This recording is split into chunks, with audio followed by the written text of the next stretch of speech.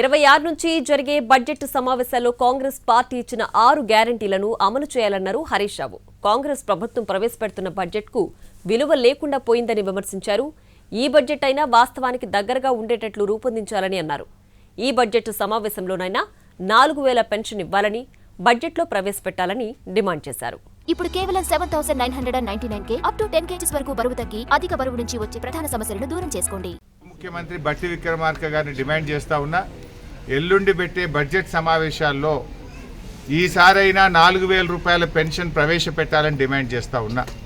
ఆనాడు అవ్వాతాతలకు 200 ఉన్న పెన్షన్ కేసీఆర్ గారు 2000 చేస్తా అంటే చేసి ఇచ్చిండ్రు. కానీ మీరు డిసెంబర్లోనే గెలిచిన మరుసటి నెలలోనే 4000 రూపాయలు ఇస్తామని హామీ ఇచ్చారు. ఇప్పటికీ 27-28 నెలలు పూర్తవుతున్నా 4000 పెన్షన్ రాలేదు.